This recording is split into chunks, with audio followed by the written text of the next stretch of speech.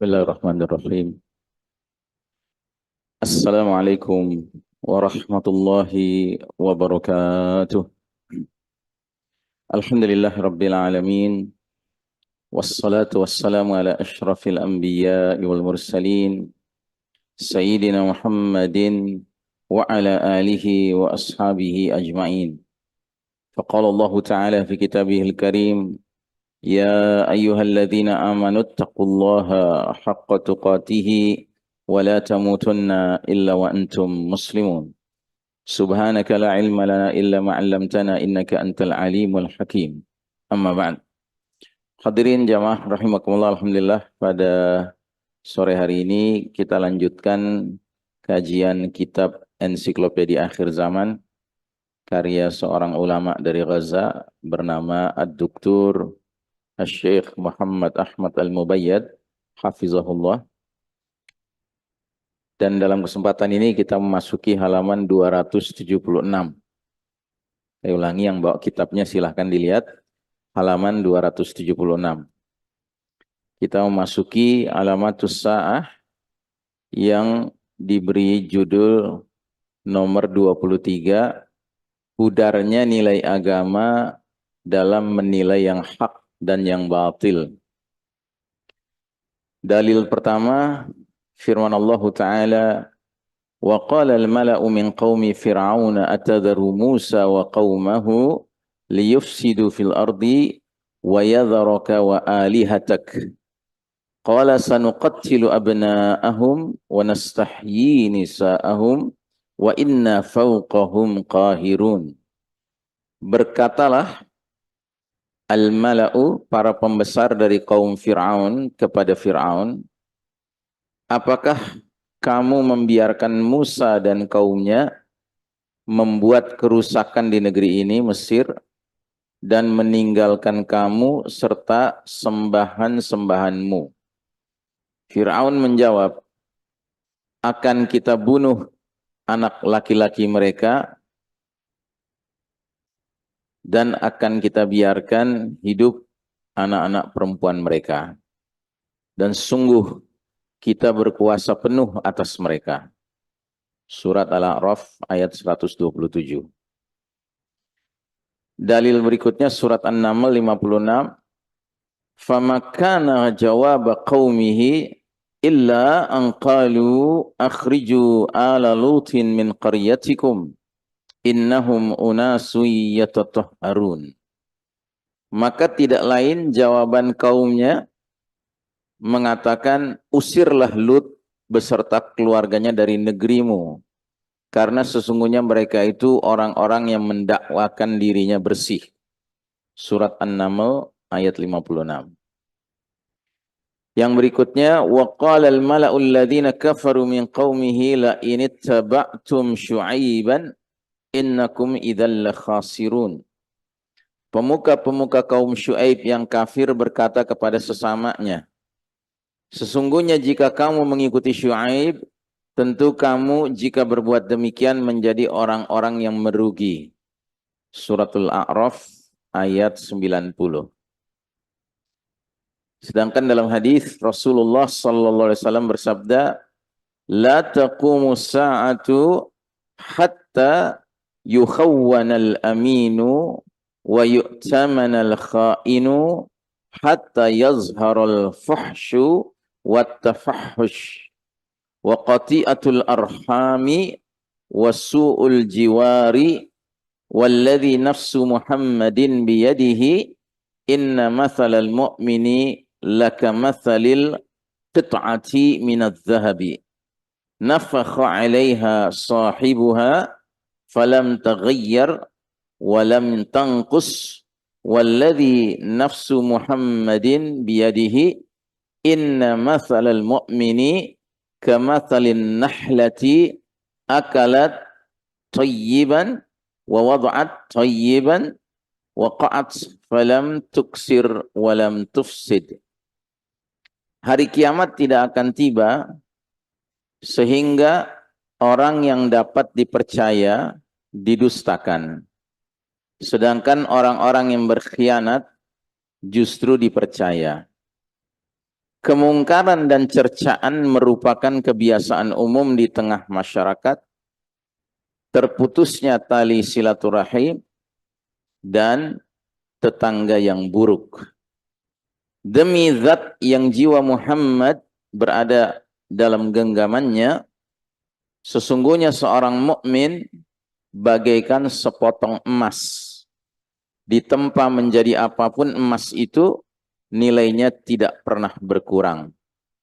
Demi zat yang jiwa Muhammad ada di dalam genggamannya, bahwa orang mukmin itu seperti lebah. Makanannya baik dan menghasilkan yang baik.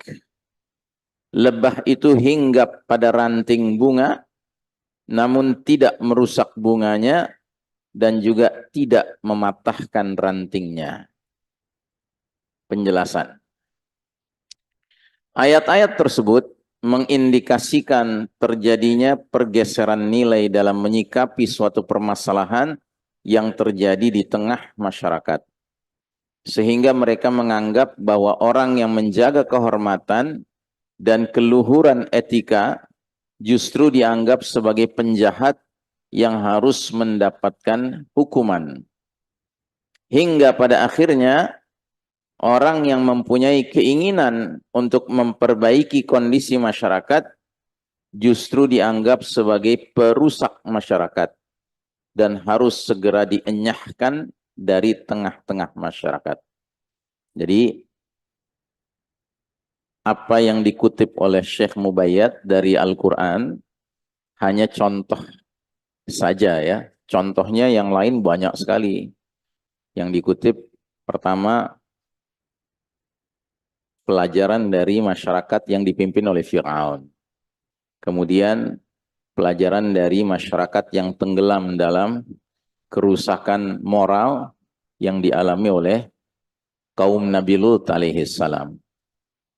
Kemudian yang ketiga, yaitu yang dialami oleh Syuaib. Ya, dengan problematika ketimpangan ekonomi. Nah, semuanya kasusnya serupa.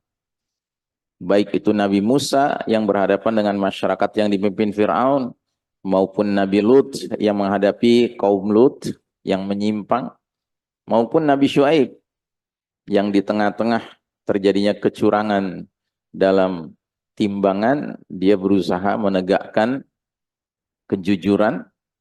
Semuanya mendapatkan ancaman yang serupa. Mereka akan dikucilkan, dibuli, bahkan diancam dengan ancaman seperti yang dialami oleh Bani Israel di bawah kekuasaan Fir'aun yang langsung mengeluarkan dekret bahwasanya anak-anak laki-laki Bani Israel setiap lahir disembelih saja. Kalau wanitanya biarkan, karena kekhawatiran akan apa yang dibawa oleh Musa. Inilah yang terjadi pada pribadi Musa alaihissalam, yang mana beliau dianggap oleh para pengikut Fir'aun sebagai perusak. Adapun dosa yang dilakukan oleh keluarga Lut alaihissalam adalah keinginan untuk tetap menjaga kemuliaan dan kesucian diri di tengah masyarakat yang kebiasaannya gemar melakukan fahisha, perbuatan kotor dan menjijikkan, serta berbagai perbuatan mungkar lainnya. Sampai-sampai liwat atau homoseksual telah menjadi satu adat kebiasaan mereka, yang mana tidak ada seorang pun di antara mereka merasa terganggu. Di sisi lain mereka menjadikan orang-orang yang tidak berperilaku seperti mereka dianggap sebagai penjahat dan berhak untuk mendapatkan hukuman. Ya, mungkin kalau kita kaitkan dengan negeri yang bernama Wakanda gitu ya. Ada sebuah negeri bernama Wakanda di mana korupsi sudah sedemikian merajalela sehingga mereka yang masuk ke dalam lingkungan koruptor tapi tidak mau ikut-ikutan korupsi justru dianggap anomali, ya. Dianggap keluar dari pakem nilai yang sudah disepakati bersama. Dan susahnya ketika sudah seperti itu, Akhirnya mereka-mereka yang awalnya lempeng ketika masuk ke dalam lingkungan itu juga jadi bengkok juga. Dan lebih cilakanya lagi, mereka yang tadinya lempeng jadi bengkok ini mencari pembenaran juga. Ya masih mending kita lah, sekalipun kita ikut seperti itu, tapi nggak sebanyak mereka. Nah, gitu. Dalihnya demikian. Atau dalihnya, tapi kan kita untuk kepentingan perjuangan. Tapi intinya sama saja sebenarnya. Sudah terjadi pergeseran miqyas. Miqyas itu standar. Standar nilai sudah bergeser. Makanya judul yang diberikan oleh Syekh Mubayyad terhadap tanda akhir zaman yang satu ini adalah pudarnya nilai din, nilai agama dalam menilai mana yang hak dan mana yang batil. Adapun para pembesar kaum Syuaib, mereka berpandangan bahwa mengikuti ajaran Syuaib justru mengantarkan pada kerugian. Tentunya yang dimaksud kerugian di sini adalah hilangnya kenikmatan hidup. Posisi yang mereka duduki dan berbagai kemungkaran yang selama ini mereka selalu dahaga untuk tetap meregupnya. Yang perlu diperhatikan, sesungguhnya yang memprakarsai propaganda ini dan sekaligus yang mensosialisasikannya secara masif dalam intisari pertimbangan hukum segala sesuatunya justru para pembesar dan orang-orang yang terhormat dari kaum tersebut. Mereka inilah orang-orang yang selalu aktif melakukan kejahatan tersebut. Jadi tingkat kerusakannya menjadi lebih kronis ya, karena yang justru menjadi ujung tombak sosialisasi nilai-nilai kemungkaran ini sebagai hal yang biasa-biasa saja adalah para pembesar, al-mala ya, para pembesar dari kaum tersebut. Sehingga di mana-mana bukan rahasia kalau sudah pembesarnya demikian, akhirnya tentu terjadi trickling effect ya, efek menetes ke bawah ya. Akhirnya seluruh lapisan masyarakat meniru karena memang posisi pembesar itu kan posisi yang selalu dipandang gitu, selalu dianggap sebagai pihak yang pantas untuk diagungkan, dimuliakan dan akhirnya ditiru ya. Hadis tersebut menjelaskan bahwa parameter masyarakat dalam mensikapi berbagai isu dan permasalahan di sekeliling mereka telah bergeser sampai pada tingkatan dengan dikhianati atau didustakannya orang yang dipercaya, dan sebaliknya orang yang berkhianat justru dipercaya. Ini tidak lain justru menunjukkan bahwa kondisi umat sudah benar-benar rusak atau rusaknya tata kelola kehidupan di dalamnya serta kuatnya pengaruh para pengambil keputusan yang jahat di tengah-tengah masyarakat. Hadis tersebut juga mensinyalir adanya serangan masif serta sangat kuat yang dilancarkan oleh media massa kepada para pembela dinullah, agama Allah di muka bumi. Jika diperhatikan, mereka ini telah membuka front pertempuran terkait tuduhan dengan menggunakan isu-isu yang sengaja mereka kembangkan untuk menggoyahkan nilai-nilai luhur yang selama ini merupakan sifat-sifat orang Islam. Termasuk diantaranya adalah sifat jujur dan dapat dipercaya. Jadi media massa menyempurnakan gitu. Media massa menjadi sarana untuk menyempurnakan terjadinya pergeseran timbangan nilai begitu ya. Jadi sudahlah pembesarnya mencontohkan kemungkaran, sudahlah kemudian efek dari contoh itu terjadi menjalar ya ke seluruh lini kehidupan. Terus kemudian media massanya pula menjadi stempel terhadap nilai-nilai yang sudah bergeser itu. Sehingga media massa ikut pula menggambarkan kalau masih ada yang mau menjadikan agama sebagai mikyas, sebagai standar, maka ini orang-orang yang ya macam-macam julukannya. Bisa dibilang ketinggalan zaman, bisa dikatakan nggak modern, bisa dikatakan apa namanya, perusuh bahkan ya. Karena dianggap masih mau menawarkan nilai yang bertabrakan dengan nilai yang sudah tersosialisasi, yang sudah mewabah begitu. Di sisi lain, mereka juga memutarbalikkan fakta sampai pada batas membungkus kebohongan agar tidak kelihatan bohongnya, ataupun menghadirkan wajah pengkhianat agar tidak kelihatan pengkhianatannya. Bahkan menampilkan dengan wajah yang sama sekali bertolak belakang. Dapat ditebak kalangan awam dengan kesadaran penuh, dapat diprovokasi sehingga mereka menyerahkan semua urusannya, bahkan dengan sukacita menerima pengkhianatan dan kedustaan dari para pembesar yang jahat tersebut. Ya, ya, katakanlah kita kembali lagi ke contoh yang paling dekat ya, negeri Wakanda ya, walaupun itu imajinatif gitu. Tapi di negeri Wakanda itu sudah begitu banyak yang berteriak-teriak meminta supaya pembohong besar ini ya dihentikan gitu tingkat kebohongannya, dengan cara ya diberhentikan dari pekerjaannya kan begitu. Tapi pihak yang justru punya kuasa, otoritas untuk melakukan tindakan penghentian itu ya kayak nggak connect gitu. Kayak terus aja asyik gitu dengan suasana yang memang sudah tenggelam mereka dalam keasyikan mendapatkan ya berbagai fasilitas gitu ya. Yang ngerti-ngerti ya, yang nggak ngerti nggak apa-apa, lama-lama ngerti insya Allah.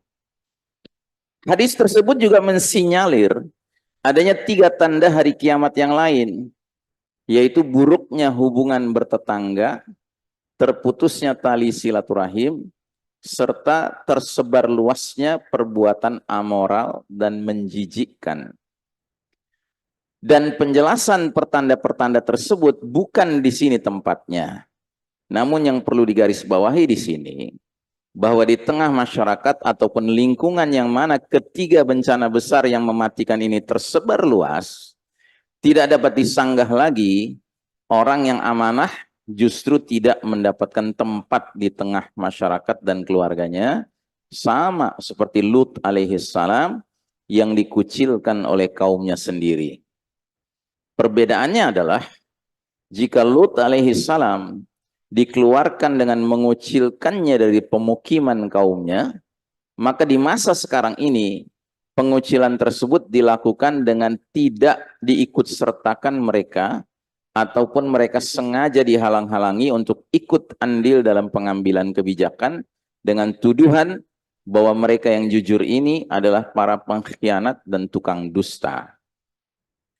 Hadis di atas juga merupakan peringatan bagi setiap anggota masyarakat agar tidak sembarangan dalam menanggapi isu yang beredar, serta berusaha mencari keterangan yang diperlukan, yang disebut dengan tabayun ya. Khususnya jika isu tersebut berkaitan dengan kredibilitas serta keamanahan orang yang selama ini sepak terjangnya dianggap sebagai orang yang baik dan menjaga kehormatan. Sebab tidak jarang orang yang baik dan menjaga kehormatan ini yang jadi sasaran framing tadi ya, yang dilakukan oleh media massa, karena media massanya bisa dibeli, bisa dikooptasi oleh pihak yang sudah menjadi ujung tombak kemungkaran tadi begitu.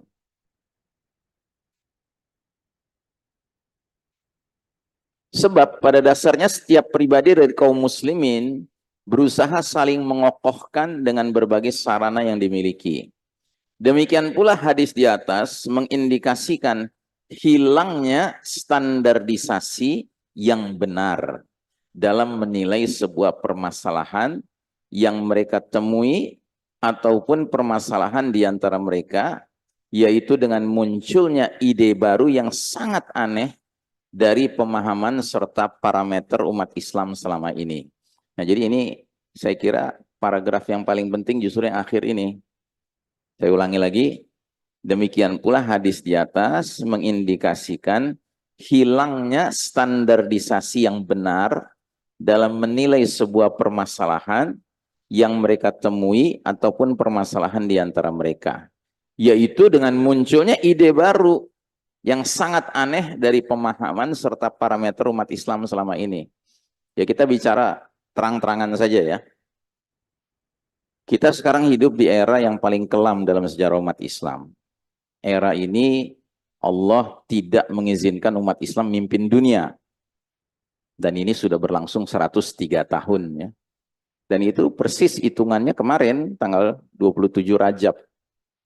Karena kejadian Allah menyuruh umat Islam turun dari panggung kepemimpinan itu kan tanggal 27 Rajab 1342. Yaitu dengan diakhirinya Kesultanan Utsmani Turki, kekhalifahan yang terakhir.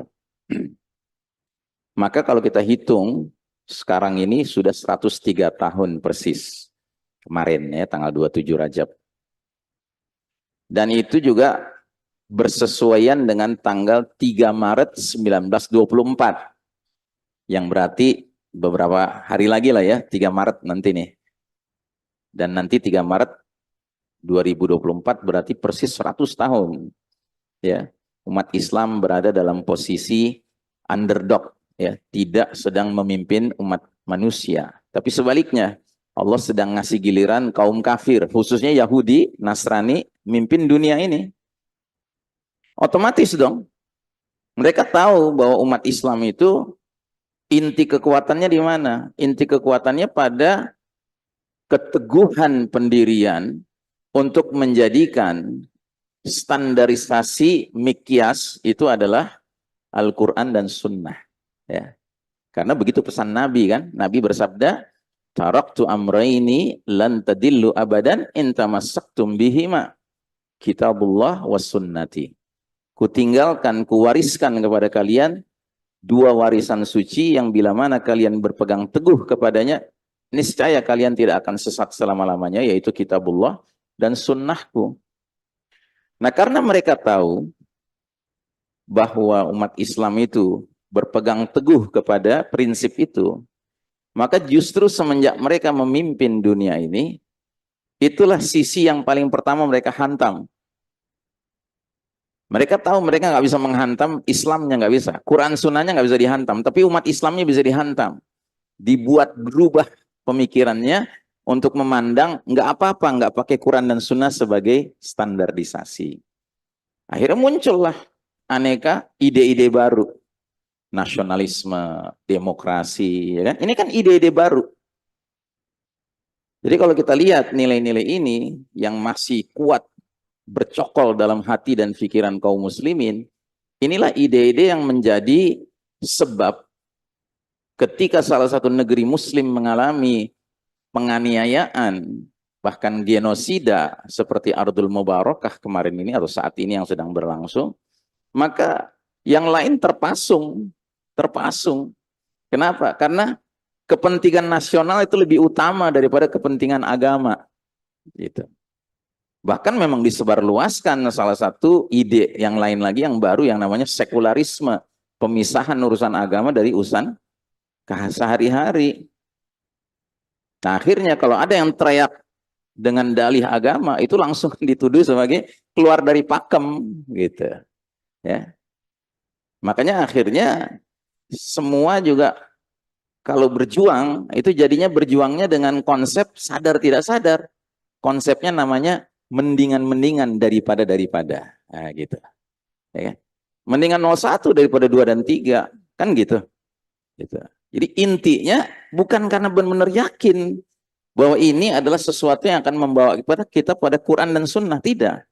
Tapi yang penting pokoknya udah kelihatan banget ini mungkar banget gitu. Tinggalkan yang mungkar banget gitu. Tapi akhirnya semangatnya mendingan-mendingan daripada. Padahal Islam tidak menyuruh kita berjuang dengan semangat seperti itu. Allah Ta'ala menyuruh kita udkhulu fis silmi kafah. Masuklah ke dalam agama ini secara komprehensif, totality, begitu. Bukan hanya dalam urusan ibadah kita Islam, urusan sholat, puasa, zakat, haji kita Islam. Tapi urusan ekonomi nggak apa-apa. Karenanya kita biarkan negeri-negeri kita ini menjadi negeri-negeri yang berutang terus, gitu. Di bidang politik juga kita biarkan, nggak apa-apa. Kita pakai konsep kedaulatan di tangan selain Allah. Padahal nggak boleh kan. Mestinya kalau kita kembali kepada mikyasul Islam, standarisasi Islam, semua sudah clear. Inil hukmu illa lillah. Hak menetapkan hukum hanya milik Allah, bukan milik manusia. Tapi ketika konsep-konsep buatan Yahudi ini yang memang diterima, dijadikan standar, ya akhirnya terus saja begitu. Ya mendingan-mendingan lah daripada. Terus kapan kita mau benar-benar mencapai kemuliaan Islam ini? Ketika kita sendiri di dalam berislam selalu menimbang orang di luar kita. Ini kan problema kita kan, bahkan dari awal berdirinya negara ini, itu kan sudah ada tiupan yang nggak jelas itu. Opsir Jepang datang ngasih kabar pada sehari setelah proklamasi, ceritanya begitu. Dari wilayah timur menyatakan akan memisahkan diri kalau 7 kata nggak dicoret. Gitu. Padahal 7 kata itu sendiri nggak sempurna. 7 kata itu berbunyi dengan kewajiban menjalankan syariat Islam bagi pemeluknya. Sehingga waktu itu ada ketua umum Muhammadiyah, namanya Kiai Bagus Hadikusumo, rahimahullah. Beliau termasuk yang di garis terdepan tuh, mengatakan, kita udah berdarah-darah nih, memasukkan 7 kata ini, masa dihapus? Gitu. Padahal 7 kata ini sendiri nggak sempurna. Yang sempurna tuh 5 kata.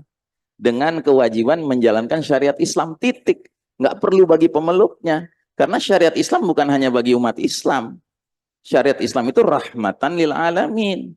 Yang kalau ditegakkan, semua pihak akan merasa diperlakukan adil. Tapi ya itulah, kita selalu menimbang pihak lain, ya kan? Yang padahal pihak lain itu kalau seandainya kitanya solid, kitanya punya kemampuan untuk menyatakan la izzata illa bil Islam, nggak ada kemuliaan kecuali dengan Islam dalam pengertian sebagai standarisasi yang tidak pakai tawar-menawar, niscaya mereka juga akan menerima. Karena itulah yang berjalan selama ribuan tahun sejak Nabi hijrah ke Madinah sampai tahun 1342 Hijriah. Semua penguasa-penguasa muslim ketika itu tidak mau kecuali menjadikan kitabullah wa sunnah sebagai sumber nilai, sumber norma, sumber hukum. Dan itu tidak berarti kaum non-muslim di negeri kaum muslimin teraniaya, tidak. Terjamin mereka hak-haknya. Makanya saya sering mengulang-ulang kembali video yang saya tonton baru-baru ini. Dan ini semenjak Tufanul Aqsa ya. Ada orang Kanada itu terang-terangan bilang, I cannot wait for the day the Muslims rule the world. Saya nggak sabar menunggu umat Islam mimpin dunia, katanya. I'm not a Muslim, saya bukan Muslim, dia bilang. Tapi saya yakin kalau umat Islam mimpin dunia ini akan ada keadilan, dia bilang. Karena Islam itu mengharamkan riba. Kalau riba diharamkan dalam sebuah sistem, dia bilang, pasti sistem perbankan bubar, dan itu biang kerok masalah ekonomi kita. Terus dia bilang, bahkan saya yakin, saya rela membayar jizyah, karena jizyah itu pasti lebih adil daripada bayar pajak. Tapi kita sendiri umat Islamnya memang memiliki inhizamun dakhili. We have inferiority complex in ourselves, gitu loh. Untuk menyatakan bahwa kita mau Islam saja, gitu kan. Itu kayak terus-terusan dihantui oleh bayang-bayang gimana nanti orang non-muslim sikapnya, gitu kan. Kalau seandainya Nabi seperti itu dulu, ya nggak akan tegak Islam di Madinah. Bahkan yang asalnya cuma berubah dari kota Yasrib menjadi Madinatun Nabi, kotanya Nabi, bahkan lama-kelamaan berubah lagi menjadi Madinah Al-Munawwarah, Madinah yang bercahaya.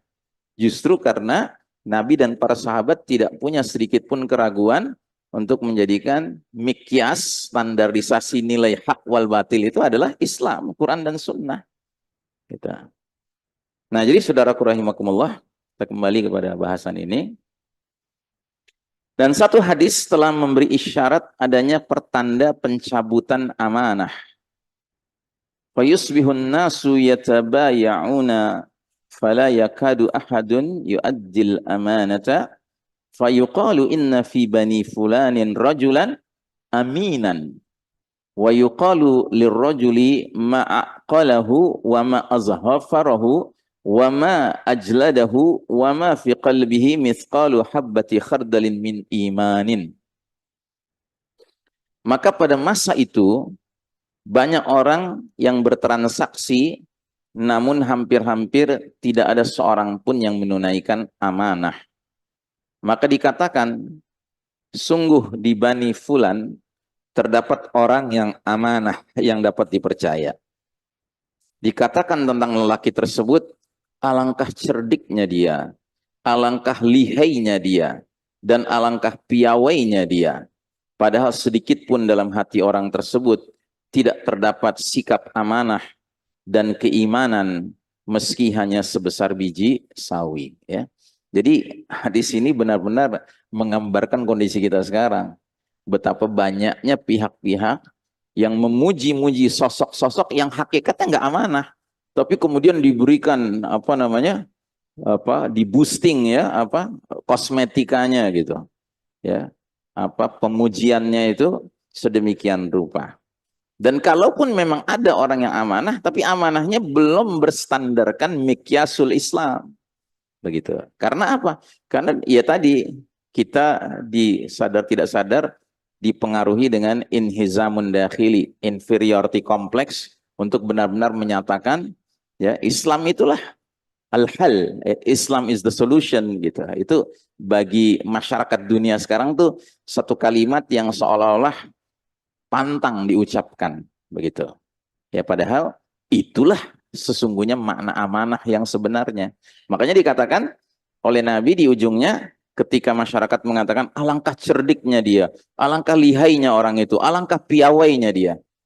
Terus Nabi bilang, padahal sedikit pun dalam hati orang itu tidak terdapat sikap amanah dan keimanan meski hanya sebesar biji sawi. Makanya di dalam ayat Al-Quran yang berbicara tentang kepemimpinan, it's very clear. Clear sekali. Ya, silahkan dicatat. Surat An-Nisa ayat 59. Ayat yang mestinya sangat populer sekarang dibahas ya. Ayat itu berbunyi, ya ayyuhalladzina amanu atiullah wa atiur rasul wa ulil amri minkum. Fa in tanaza'tum fi syai'in farudduhu ilallahi war rasuli in kuntum tu'minuna billahi wal yaumil akhir. Dzalika khairun wa ahsanu ta'wila. Yang artinya, hai orang-orang beriman, taatilah Allah dan taatilah Rasul dan ulil amri minkum, para pemimpin di antara kalian.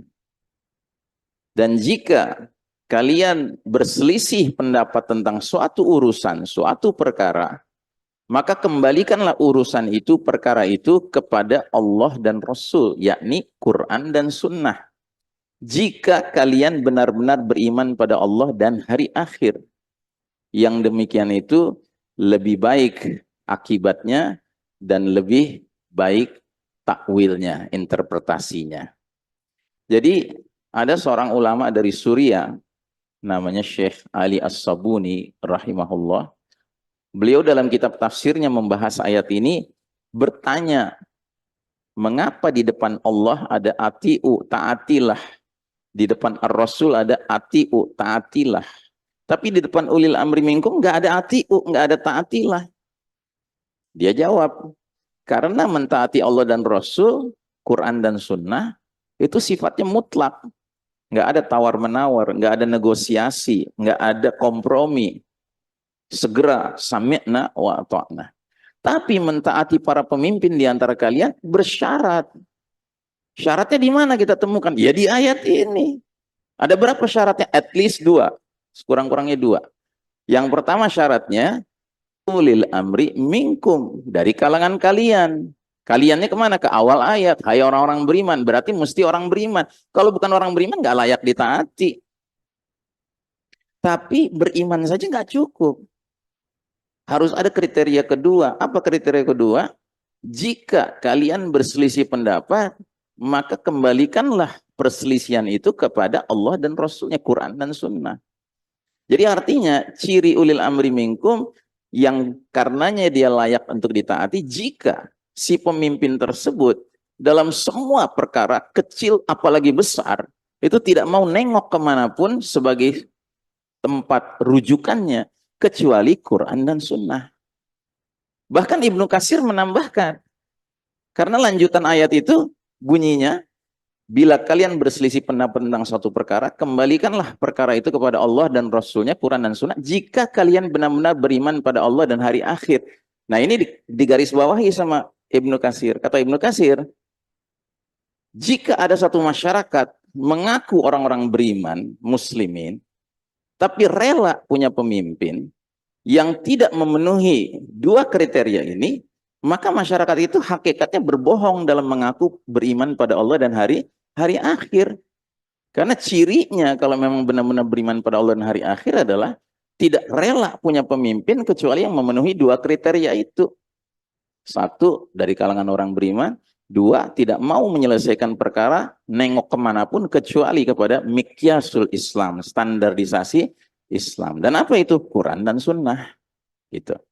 Nah jadi saudaraku rahimakumullah, memang hadis ini Masya Allah ya, benar-benar telah menjadi satu kunci untuk memahami kenapa problema umat sampai hari ini tidak kunjung selesai. Ya karena tadi kita sudah tahu mikyas yang berlaku sekarang bukan Islam, bukan Quran dan Sunnah. Tapi kita bukan kembali kepada akar masalah itu. Kita terus saja nyari penyelesaian sampingan. Kalau mengutip ucapannya Felix Xiao, ya, ini rumah bocor gitu, ya kan? Orang sibuk ngapain? Ngepel hasil bocornya itu. Begitu ada satu orang yang naik ke atas nutupin bocornya, diomelin orang banyak. Wah nggak bener tuh, ngapain tuh gitu kan? Padahal begitu dia tutup bener-bener ya kan, selesai itu, nggak ada lagi bocornya. Karena orang itu ngerti inti masalahnya di mana. Gitu. Baik, saudara sekalian rahimakumullah, saya kira untuk hari ini kita cukupkan sekian. Waktu Isya jam 19.32, masih ada 4 menit. Saya persilakan kalau ada yang mau komen, mau berpendapat atau bertanya, falyatafaddal masykurah. Wassallallahu ala nabiyyina Muhammadin wa ala alihi wa sahbihi ajma'in walhamdulillah rabbil alamin. Baik, kalau tidak ada kita akhiri saja majelis kita dengan harapan semoga Allah berkahi apa-apa yang kita pelajari pada malam hari ini. Dan semoga Allah kuatkan tekad kita, iman kita kepada Allah Subhanahu wa taala sesuai dengan wirid kita baik pagi maupun sore yang berbunyi raditu billahi rabba wa bil islami dina wa bi Muhammadin sallallahu alaihi wasallam nabiyya. Alhamdulillah rabbil alamin. Wassalamualaikum warahmatullahi wabarakatuh.